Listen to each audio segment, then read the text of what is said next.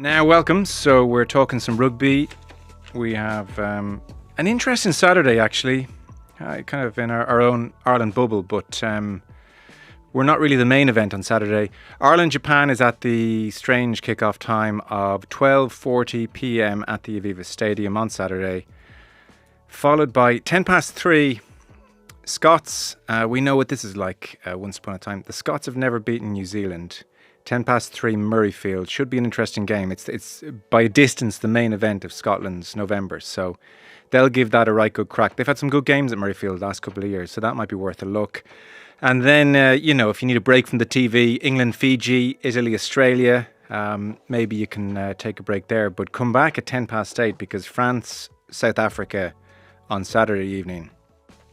Well, this should be amazing, really. Sia Khaleesi's 100 Test cap and the two best teams in the world, give or take, going at each other. So France, South Africa is at 8:10. So that's the crack on Saturday. Our rugby coverage, as ever, sponsored by Energia. They sponsor rugby in Ireland at all levels, grassroots with the AIL, and they are official energy partner to Leinster, Connacht and the Irish men's and women's teams.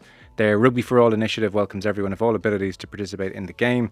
And if you want to learn more about Energia's exclusive home energy offer for rugby fans, you can check out energia.ie/rugby.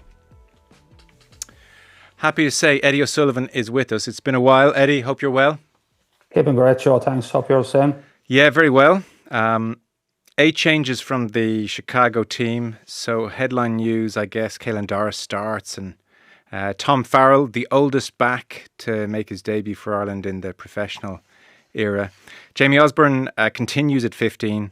Tommy O'Brien continues on the wing. We've a new centre pairing. Tom Farrell, as mentioned, on his debut, rewarded for his good form over the last 18 months in particular, is with Robbie Henshaw, who comes into the side, as does Jacob Stockdale on the left wing.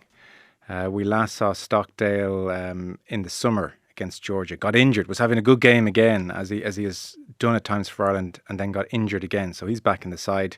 It's an all-Munster half-back pairing. Jack Crowley continues, and he has Craig Casey for company. And then the front row, Andrew Porter continues. In comes Ronan Kelleher. In comes Thomas Clarkson. James Ryan partners Tyg Byrne, who of course has had his red card rescinded in the second row. So they go out again together. Back row, once again, Ryan Baird starts. In come Nick Timoney and Caelan Doris to start. And then on the bench, Gus McCarthy is in alongside Paddy McCarthy and Finlay Bealham, who continue. And then a couple of new faces, Cian Prendergast, Jack Conan. Of course, Conan was there last week, but Cian Prendergast, Jack Conan, Caelan Blade, Sam Prendergast continues, and Jimmy O'Brien gets the nod on the bench. We'll circle back to the team in a second and what you expect from Saturday coming, Eddie, but thoughts on Chicago?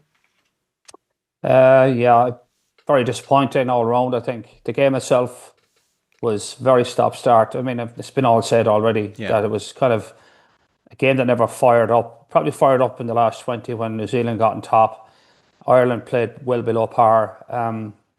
Find it hard to swallow that we were ready to go rock and roll. We wouldn't be undercooked, which was kind of a good question to ask. When guys were coming in with very little rugby played, I thought that didn't stand up. I can't imagine that Ireland are going to agree to that, but they pushed back on that, which is fair enough. I mean, but I thought we looked rusty. I thought at the same time, I feel if we had been up to speed and firing on all cylinders, we probably could have won the game because New Zealand were very underwhelming as well. And I would say New Zealand are a team at the moment struggling a bit. They've kind of haven't really found their form particularly consistently. We know what they can do when they're on form. We probably saw in the last 20 minutes what they're capable of when they're singing. But they really haven't had a great season. They've had a record defeat to South Africa. There's a lot of potholes there for them to manoeuvre. And I thought they looked off the pace at the start, despite the fact they were coming out of a rugby championship. They just looked unsettled. It's interesting that they're losing their second attack coach in Jason Holland at the end of this cycle. So you would have to think that not everything is locked and loaded in the New Zealand camp at the moment. And that was probably an opportunity for us. I thought we looked better in patches, but not good enough really to make a difference. And then I guess in the last quarter when New Zealand kind of got their noses in front tactically and momentum-wise, they pretty much took us apart. That said, it could have been a lot tighter. I think the game hinged on two moments. The first half, And the second half was, ironically, two mistakes by Gary Ringrose, who I would always regard as one of the great Irish centres, not his form at all, but hasn't had a ton of rugby played. But he slipped off a tackle for the first try, and then he came out of his line for the second try, and he got skinned. And that kind of those two mistakes kind of cost us the game. But stepping back from it, it will never go down as the classic. It was nothing like the game we saw, in Chicago the last time. Nothing like some of the games Ireland have been involved in. Nothing remotely near the World Cup game. So it will probably go into the annals of history as one not to talk too much about. Yeah. But I think the other thing as well, disappointingly, the feedback around the stadium, the whole mismanagement of the connecting the referee with the crowd and the big screen and the field itself wasn't like, there's a lot of negatives around the event that had nothing to do with the game but didn't help the game. And in the bigger picture, I think it's a step back in terms of trying to float rugby in the US where I'm at the moment. And rugby still has a tiny footprint here. So all in all, a very forgettable event, I would say. Yeah. Hard to disagree. I mean, it did cross my mind, this talk of breaking America to some degree or other. I pitied the American who was attending their first game in the first 10 minutes of that game. I mean, it was just painful. Like watching paint dry, I mean, plus the other bad news this week, another MLR team has folded yesterday, which would be one of the stronger ones, would have a very good strong rugby base. The team in Utah, which would have a lot of Polynesian, for years and years, a huge Polynesian community in Utah, would have been very strong rugby stronghold, even when the game was amateur. That's folded yesterday. They're down to 6 teams now in the MLR. I think in the last year, between teams amalgamating and folding, there's like 4 or 5 teams gone. And you've got to think that that league doesn't kick off again until the spring. So if there's any more teams collapse between now and the spring, you'd have to think that whole league is like really on thin ice, which again does not augur well for USA Rugby. And then the Eagles get pumped by 80 points by Scotland B-side in Murrayfield. They're heading into Georgia this week, Tbilisi. I've been there, man. It's not for the faint-hearted. In Tbilisi, you get 45,000 people in a soccer stadium going crazy. And then they go to Romania. So USA Rugby is, considering there's a World Cup 6 years out, is really not in a great place. So that whole bit broader picture is not that encouraging, to say the least, Yeah. Because the various unions have been talking about plans to play more games there. I mean, it's admirable, and I guess maybe there's a money-making aspect as well. But I mean, a game here or there every year is just not going to. I mean, I laud their efforts to try and do it. I mean, it's the right thing to do to try and get a foothold in American sport, but it's such a massive market to break into. You've got the major sports here have everything hoovered up. And even the next World Cup, the World Cup in 31, I think the problem already is that it's going to go toe-to-toe with the NFL. So just think about that. Even getting stadiums for those big games, where are they going to play them? The only big stadiums really are NFL stadiums, and they're in full throw in October. I mean, I do know that there was talk during the last World Cup of them trying to move the World Cup window into earlier in the year for that year to actually make it easier to manage in the US, less collisions with big sports and easier access to stadiums. But I don't think that was entertained, as you'd imagine.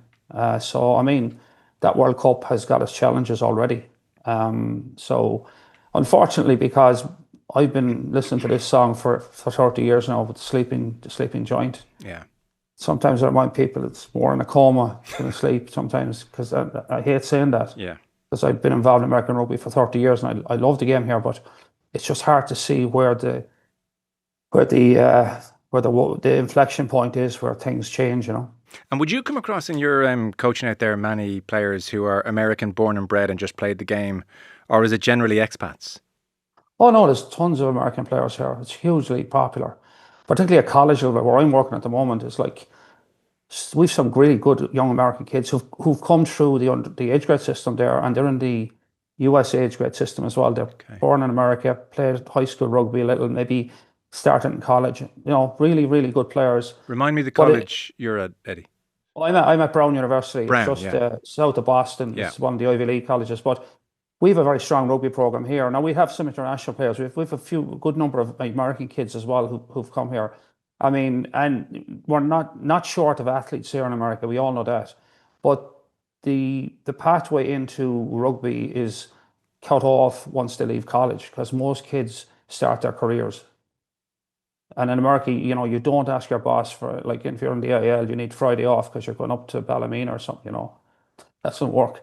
So that's always been the challenge. And even the professional game here is spring sport. The money is very low in the MLR.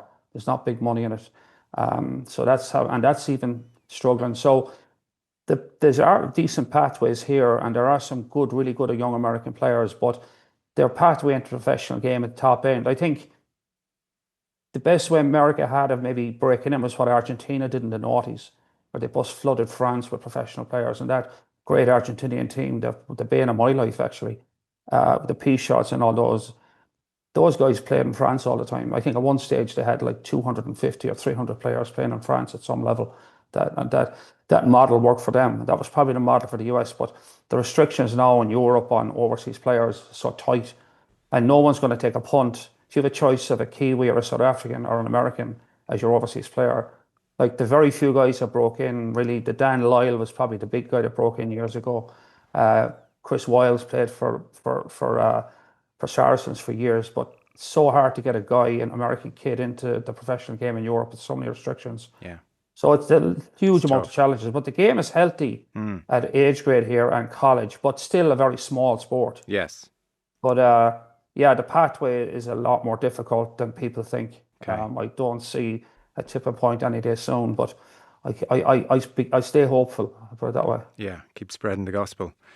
So, come here. I suppose, like, the challenge then in Saturday is probably trying to dissect what you can just put down to rustiness and is not too worrying, and what's a continuation of a sense of a downward trend with the team. Why don't you have a stab at some of that for us? What did you look at and think, yeah, a bit of rustiness, but it's also a more ongoing problem?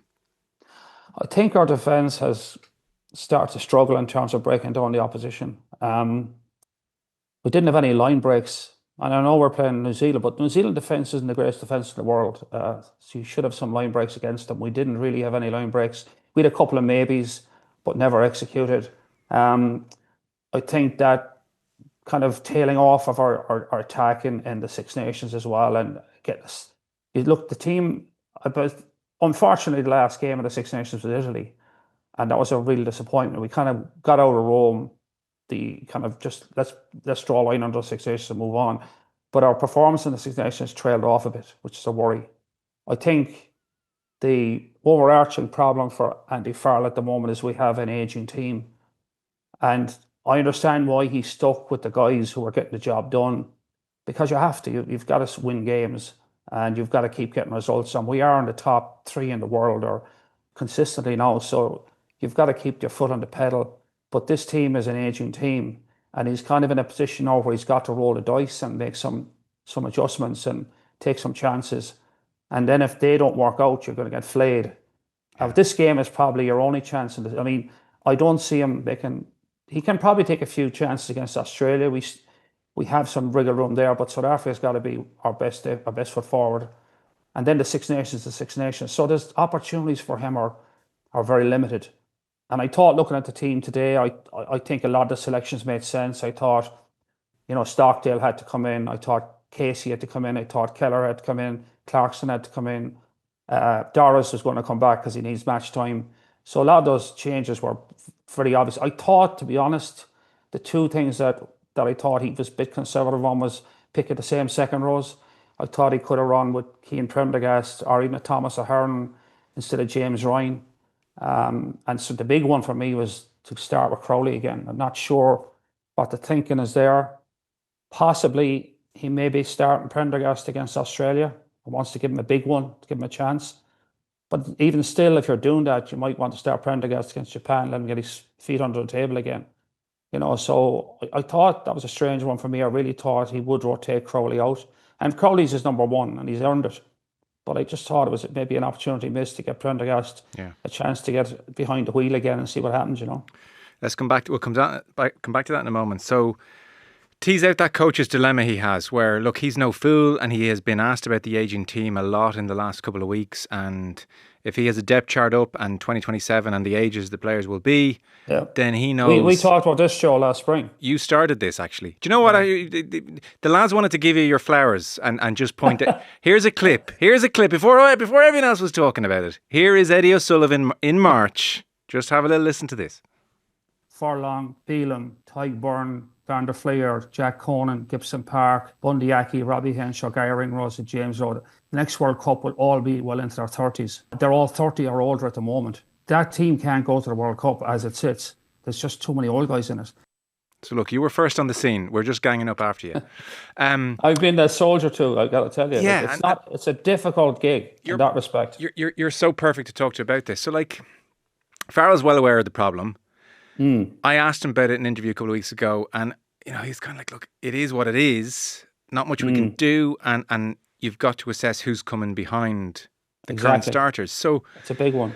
Look, he's got a team now that are still at an age where they're functional today, and they'll be functional in the Six Nations, and they'll probably, in most of those cases, be the provincial starters for the next 2 years. And so he's got to decide, can I risk riding them at the World Cup? Like 34, 35, maybe I can nurse them through and they'll be okay for me. But obviously if the legs go on the eve of the World Cup, he's got almost no backup plan. Yeah. But then, as you said, if he starts mixing it up and results go badly, we all start giving him criticism, confidence in the team goes, maybe dressing room lose confidence in the coach. The thing can kind of turn toxic. Yeah. And even Rob Carney I was talking to during the week, he added the other thought, which was, well, maybe think they're not playing well at the moment. Is that a good time to throw in youngsters and then they're part of a losing team or do you maybe get the team back playing well first and then you start plugging in the youngsters one by one, and that's the way to refresh, So it's a long answer, I suspect. So take us where your head's at on this one. Well, it's multidimensional in a sense, and you've touched on a lot of the points. One is you've got to keep winning. Yeah. And these guys were doing a great job. They came out of the World Cup on a high, haven't exited the World Cup, not broken the glass ceiling, everyone disappointed, gutted, but there was no questioning the level of performance they delivered in the World Cup. And you can say, look, that's the way that the cookie crumbles, and you couldn't criticise them. They brought their best game on the day, and, a guy's knee stopped us going to something like that. That to me is as good as it gets and without getting there. And he's huge credit for that. But again, the expectation then coming out of that, you're straight into a Six Nations and you're the favourites for to win the championship, and you've got to go for it. You can't leave championships on the table. You've got to go after them. So the temptation is to stick with the horses that get it done, and then your autumn internationals you've only one little window. It's like the Japan game where you can wriggle things around. So to be fair, what he's done is what any coach would want to do, is keep the pot boiling, just keep getting results. And then, of course, the Lions Tour is another kind of a fly in the ointment. It's great for the players to go on a Lions Tour, but it doesn't help Ireland in the least. But if the guys come back from the Lions Tour, they've had their day in the sun, and then they're pretty beaten up as well, and you're trying to manage them back. And now we are where we are. You're less than 2 years out of a World Cup, and you still have a Six Nations bearing down you. And the other thing here that's really started to hurt them a little bit is that you can see the team is waning a bit in their performance. That's the one thing that he was banking on that wouldn't happen. Like we came out of the World Cup, great momentum, great buzz, and did well for a year, but then it starts to trail. And now you've got this. I think Rob's point is great. It's actually a very good point. Is that the team aren't playing well. Do you wait to get them to play well before you make the changes? If Ireland were playing well at the moment, he'd have a lot more latitude to make changes. Because people say, "Oh yeah, we're doing well, but he's taking a risk, and if it goes wrong, you got to take these risks." It's a double-edged sword now. His team is not playing well. The clock is ticking, and he has to probably take some risks. And the question is he taking the risks? No. This week doesn't really tell you anything at all. I mean, if you couldn't make 7 or 8 changes to play a team you're ranked 10 above in the world rankings, then you'd have to worry that their confidence is at a low. They're acknowledging, that the attack isn't working. Johnny Sexton was out this week saying, we're working hard, it'll come right, give us a bit of time. But I think there's a lot of stuff swirling in that. And his big problem at the moment is he needs to get the team back in action, and he needs to get some new faces on the field. He's no choice at this stage. And I think this weekend doesn't tell us, as I said, doesn't tell us much. I mean, the rubber hits the road against Australia, where I think there's a little bit of wriggle room. They're not a fantastic Australian team. There's no doubt Joe Schmidt has got them fairly rigorous in their approach, and it worked them. It keeps them in the game, but they're not like anything like the Australia ball. The big one is if we take a hiding by South Africa at home in the last game, and that's be huge. If South Africa like do a number on us, they pull away at the last 20, and we put our best foot forward, that I think we're starting on the edge of crisis mode going into Six Nations. And our first game is away to France. Correct. So like you're looking down the barrel of a bit of a crisis, because he's got to put his best foot forward in the Six Nations. That might mean going back to the old guard to get any sort of a job done. So there's a lot of variables at the moment. There's a lot of things that are not falling his way. Yeah. And can you say, oh, well, kind of he designed it that way? To be fair, I don't think so. I think he did what he had to do at the key times. I think he's blameless in this. It's just the nature of the beast, The key question then is, who's kicking down the door? Who's he leaving out? That's good. That was my next point, Joe, actually. I was going to jump on that point next and say, to his credit, who are the guys that are putting up their hand and saying, I'm up, I'm up, I'm up? Like, again, it's not an endless supply. We're beginning to now examine the veracity of our pathways that were so wonderful a couple of years ago. We couldn't get over ourselves, so we were producing players. Maybe we were getting ahead of ourselves there. Like, we are not delivering the same caliber of player. Now, we're not the only country. Like, I mean, New Zealand are going through the same type of analysis of where they are. Like, other countries are doing that, but we maybe he can make the argument that I'm doing the best with what I have, and there's nobody kicking down the door. Like, who would have predicted Tom Farrell would have got his first cap tomorrow? 2 months ago even. So that'll tell you where they are in terms of pivoting to try and look for solutions. And that's fair. He's got to do it. But I think he has a fair bit of heavy lifting to do at the moment to get back to where expectation is. And is the expectation on this team the reality of what it is capable of? Yeah. And I think there's a disconnect between the public's expectation and the reality of what he's dealing with. And the public expectation in Irish rugby has been incredibly high for years, and probably over the top at times. Yeah.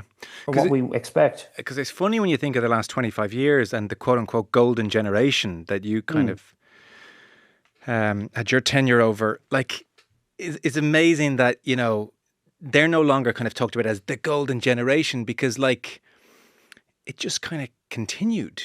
Good players went, and then even Brian O'Driscoll went, but, like, geez, Gary Ringrose was very good. And then Darcy went. Probably Henshaw's really good. Yeah. Rog went. Yeah. Here's Johnny Sexton over the mountain. Like, it was actually extraordinary, the continuation over those 20 years. And it strikes me, it's entirely possible, even if the pathways are reasonably good, in a country this small, it's entirely possible we could just have a dud generation. The numbers, you can just be unlucky. It doesn't necessarily follow that it's going to be automatically as good as the previous generation. I mean, you'd like it to be, and I'm sure people are working hard for it to be as good. But there was a reason we called it... It's like wine, Joe. Yeah. It's like wine. Like, French Cru Class Bordeaux is really, really good wine, but not every Cru Class is the same as the last one. Like, you get these vintages that are not as good. Yeah. An expectation is when you buy a Cru Class Bordeaux, it's got to be top of the range. But some vintages are not the same. And that's a good point, that maybe we're going through a lull in that kind of cycle of producing that caliber of player. But, like, even to step a little back further, like, there's people following rugby now who have absolutely no idea what a wasteland Irish rugby was in the 80s and 90s. Like, and that's not taken away from the Irish teams back then. It's just we were fighting our way up a very steep hill. And then we kind of hit the straps 20 years ago, 25 years ago, and it's been wonderful 25 years. There's people now have no memory of that, where a good year in the Five Nations for Ireland was one win. Yeah. And where I think it's really tough on an international manager is people talk about it as if he has limitless games. Like, so 2 years to the World Cup. So that's 10 Six Nations games, 2 of them against Italy. So people are like, oh, try that person, throw him in. Yeah. And, like, I used to have this argument all the time. I'm sure you did. And the Six Nations is an absolute nightmare in that respect, because for every reason, for the whole rugby season, the finances around it, the standing of the team in the world rankings, for sponsorship, it's just, the Six Nations is just a behemoth, and you have to put your best foot forward, and you just can't take your foot off the pedal. It's so competitive. Yeah. And there's no wriggle room. And that's 5 games gone out of your roster where you just just have to do the best you can. Yeah. And then the summer tour is always a tricky one because you're going probably to New Zealand or South Africa. I'm not sure, and you get whipped down there in the summer, and you're tired at the end of the season, and you get a little wriggle room there. But usually it's because guys get injured. It's not that Yeah. you don't pick them. And then the autumn, you've probably two big guns and one of the minnows. And again, so it comes down to, I've had this conversation 1,000 times. There's one game a year where you can really roll the dice. And other than that, you're basically making changes based on injuries more than anything. So would you think then, I agree with you and all of that, would you think then it's entirely likely that even if he knows, Jesus, this isn't ideal to have so many over 30s at a World Cup of all places, do you think it's more likely than not that we end up with just quite an old side at the World Cup, that he will try and ride them all the way through? If you had to guess. I think he could, because his hands are tied a little, but some of those guys are really the wrong side of 30. Like, I don't want to go down. Some of the guys are going to be tipping the wrong side of 34, 35, 36. Yeah. Like someone like Bundyaki 37, you would think that's a stretch. But like, what about that Josh Van der... Well, it's interesting. Bundyaki was on the bench last week and he's not there today. Yeah. I'd be able to see where he goes the next 2 weeks in the selections, what way Andy's thinking. Yeah, but so someone like, Josh Van der Fleer, 34, but lives like a monk.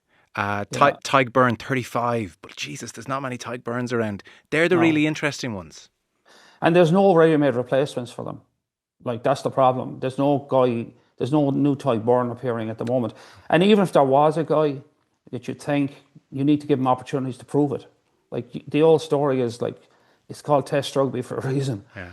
So you've seen guys who've been outstanding for their provinces and really looked the part, and then they get up to test level and they just don't feature. So that's the other dimension to it. It's just that level up. Yeah. But I do think he's in very tricky waters. I asking me to go back to your question, I suspect he's going to have to try and tread a middle path here. He's going to have to find some guys, young guys, to fresh the team up, but he's still going to have to depend on the war horses to get him there, I think, realistically. And part of that is, I think, to be fair to him, is all these young guys that everyone wants to see sprung into the team, they aren't really there. There's no evidence of being there at the moment. There's a few guys, but he's a bit of a rock and a hard place on that. So yeah, I would say there's turbulent times ahead, I would say, and that's been fair. And what is turbulent?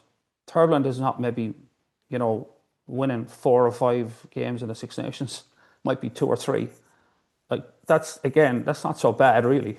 That's a crisis. That's a little pitchforks at dawn for that one. Yeah, absolutely. I know the drill, or have taken a hiding in the autumn off South Africa. Then everyone starts to get up on arms. I remember in 2005 getting wiped out by New Zealand in Lansdowne Road, and they just whipped the Lions that summer. I was down there. I was part of it, got whipped. And then they came up and they whipped Wales, who were a good team that time, in 2005, whipped them, made 14 changes, came to Dublin, whipped us. And there was a call from my head on a plate actually on the Monday in a broadsheet after losing to New Zealand. That was the famous game where the Havelock Square went on fire before the game. Right. Oh, I missed that. That was the one. So it's this kind of chapter has played out before at a different time in a different way, but it's the same chapter every time for a coach in between a World Cup cycle. Yeah. Okay. Let's put a pin in that one. We'll come back to it, I suspect. So, on the attack, and I read out a load of stats. I'm conscious people would have listened to Monday's podcast as well, so apologies for repeating myself. But just accepting that there was rust on Saturday, it is worth pointing out, as you referenced, the attack just hasn't been firing for a while now. Like the New Zealand game last year, there were 21 handling errors. In the Six Nations as a whole, Ireland scored 17 tries, France scored 30, England scored 25. Possession dropped to like 50%, which is as low as it's been for Ireland in a very long time. And with that, we were second from bottom for metres made, second from bottom for offloads, second from bottom for line breaks. We were last for defenders beaten. The lack of X factor in the team is a worry. And Opta have a stat, which I appreciate that the term is a bit subjective, bad passes, but nonetheless, I'm sure it measures something. For bad passes, we were number 1 in the Six Nations with 61 bad passes, which, tied in with that handling error stat of 21 handling errors against New Zealand. So Johnny Sexton talking this week, really, really interesting. In effect, what he said was the escort laws are really starting to take hold of the game now. And he harked back to that period 2018 into 19. And you can almost draw a circle in the calendar where this escort law change, was probably born. And it was when Eddie Jones, ironically the opposition this week, Eddie Jones and England turned up. And Ireland at that stage, with Conor Murray at his absolute, in his kicking pomp, they used the air so much. And England turned up that day. And to say there was a white wall in front of the kick chaser is an understatement. It was impossible to get through, and they completely nullified Ireland's kicking game. Yeah. And so Sexton said, this has been coming since that day. It's here now. And so if you take the optimistic slant on Ireland's attack, what he's basically saying here is we're catching up on this, and we're going to get there because we were very good at it before. Just give us a bit of time. So the quote from Sexton speaking about Saturday was, when we were down to 14 men for the red card, our kicking game excellent. Despite not winning the ball cleanly in the air necessarily, New Zealand didn't win it either, and we won a lot of scraps, and that's probably what kept us in the game for that part of the game. And then the part of the game that gave them a lot of access in the second half, I would say a couple of our kicks were just a little bit too long. We didn't quite make it contestable, and they played off the back of those kicks. It's a massive part of the game now with the rule changes. And so in effect, Eddie, he said, this is where the game is. It's gone back to kind of 2018. We were very good at that in 2018. We're on the case. We're on the case. Yeah. Everyone relax. For me, as an attack coach, he's actually 100% right, but I find it very depressing. For the game. Pivoted back to this contestable. And just as a sidebar, the game in Twickenham on Saturday, 2 of England's tries came from kicks. One was fielded in the air, 2 passes between the back row under the sticks. Second one was a ball broken back, and Pollock picked it up and raced in from 40. And the advantage now, this escorting laws is that they have huge advantage now with the chaser. If the kick's on the money, the problem for the receiver is you're standing on the ground and you can't jump to the last second. So you've limited ability to get in the air. It's very static. Whereas the guy running 40 metres and then launches himself in the air has the advantage. So if that kick is on the money, you can win it back. And then it's 2 quick rucks and you get to the edge and teams are struggling. It's like winning a contestable now and then a quick ruck is like a major line break. Yeah. So you can see how teams are pursuing it as a very productive way of getting over the gain line, particularly from your own half. If you can take a ball 40 metres from your goal line, pump it into the air, win it back 40 metres from their goal line, quick ruck, and you're into your game plan. Unfortunately, that means there's going to be a lot of kicking.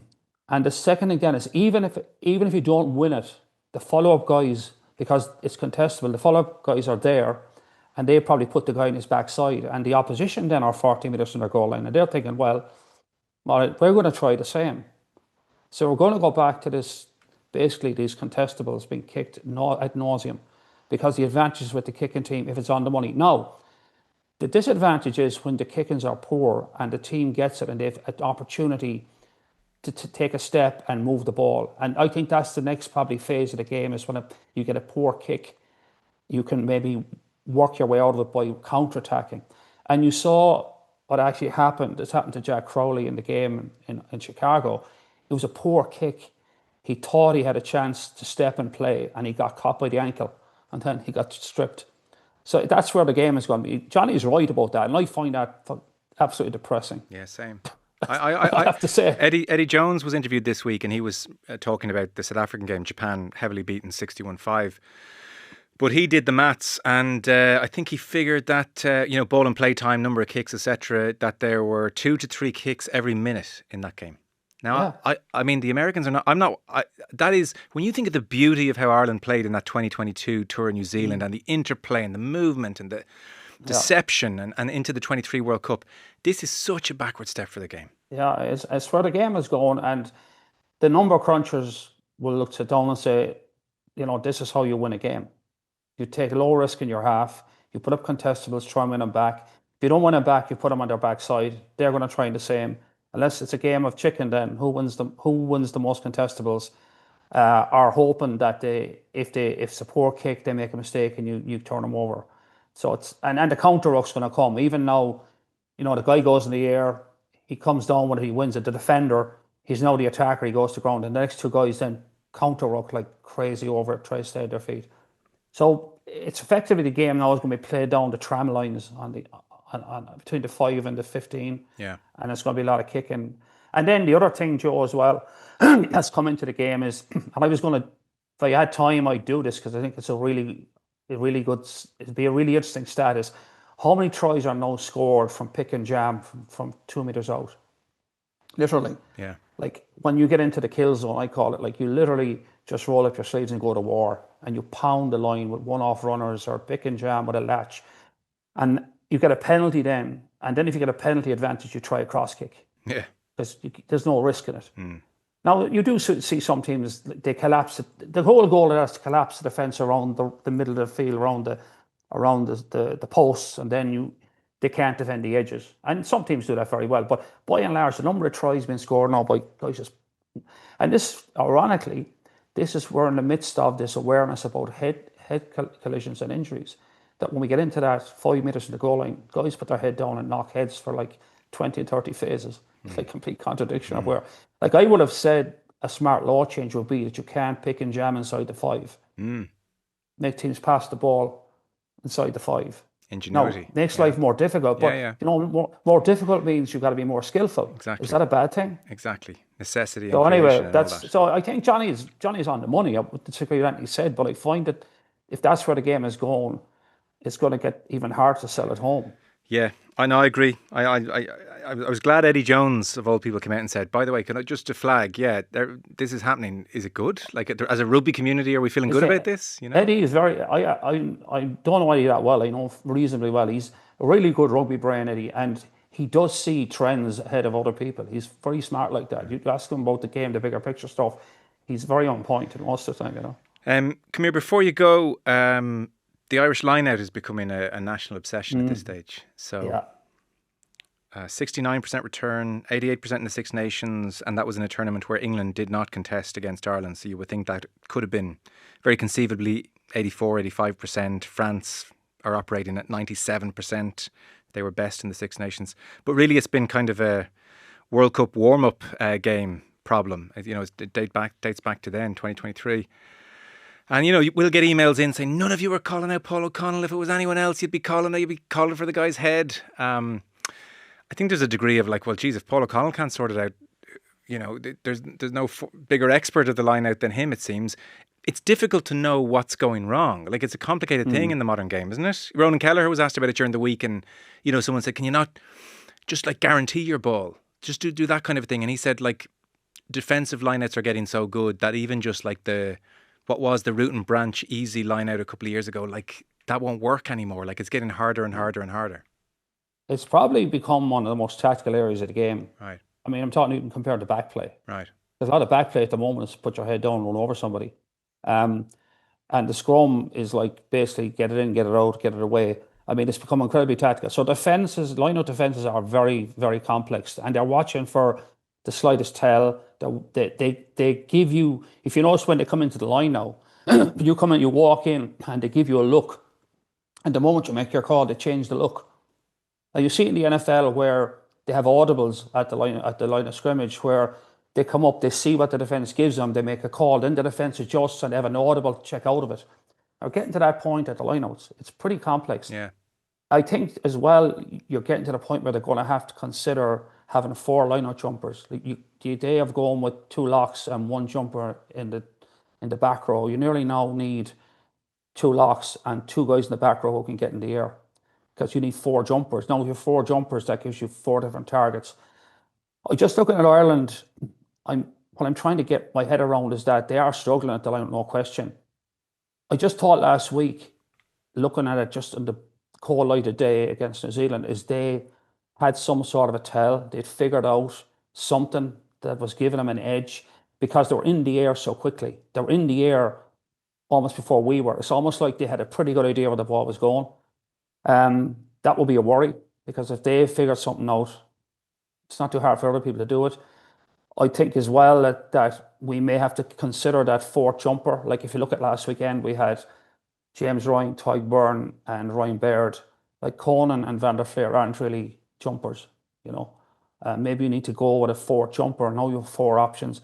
You need to break down the lineup more, create more space at the line. Like where I coach, we never throw 7-mans anymore. It's all 5s because we're a small team. We can move teams around all the time, and within that 10-meter gap between the 5 and the 15 gives us lots of opportunities. So there are a lot of things you can do, but something has to something has to be fixed. I mean, if you're going to get under pressure in the next 2 weeks, you're going to be under a lot of pressure against South Africa in the lineout. Yeah. And then the Six Nations. So that lineout is a problem. I don't know the honest answer. I think maybe New Zealand got a bit of a tell.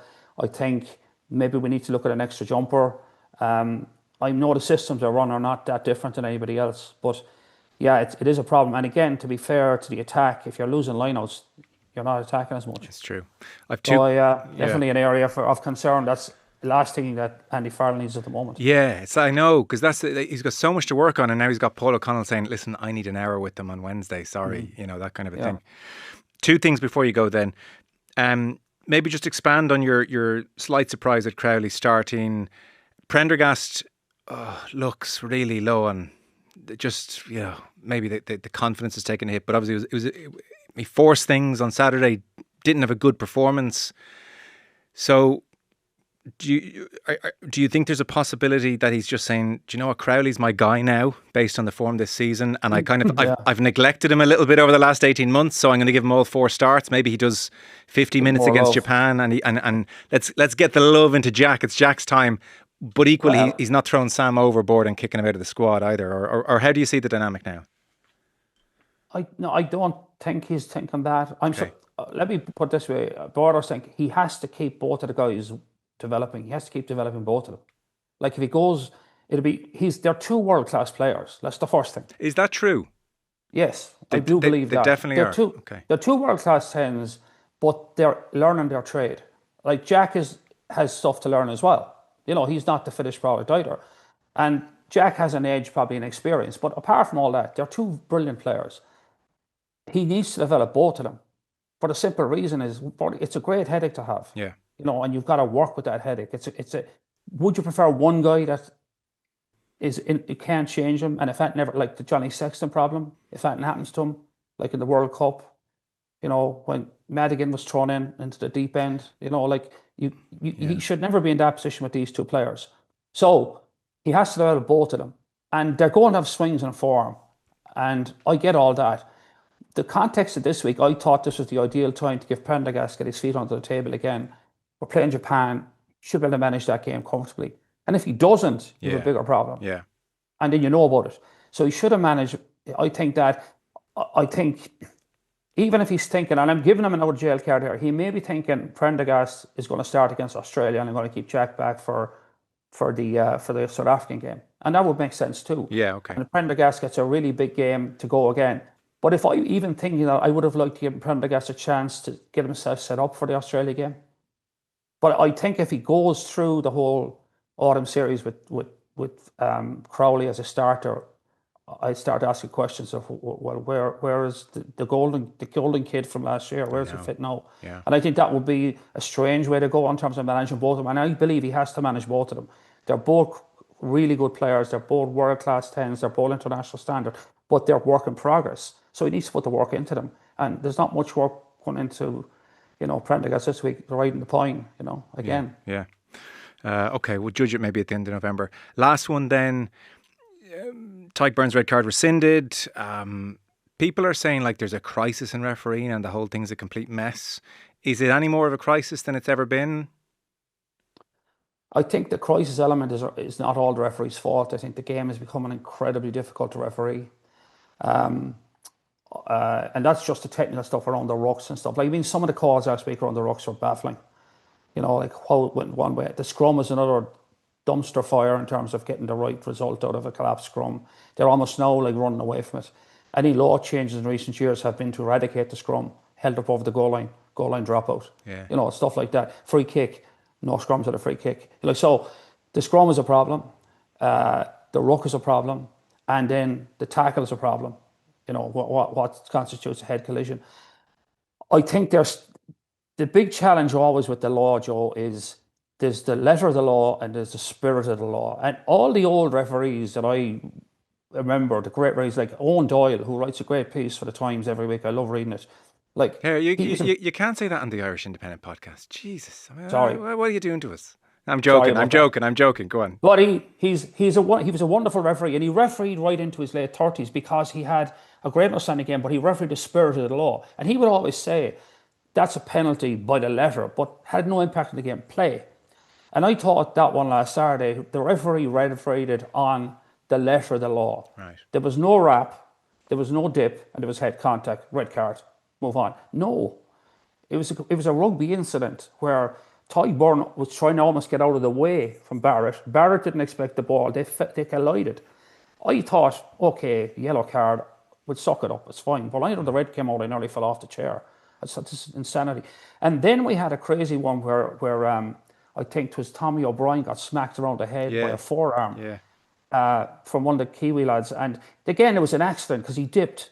But because of mitigation, it was just a penalty. And I'm thinking, look at those two events and tell me one's a red and one's a penalty, and your head will explode. So there is a problem around that. They need to start refereeing the spirit of the law and stop just going to protocols and there's no wriggle room in it, because it's frustrating for everybody.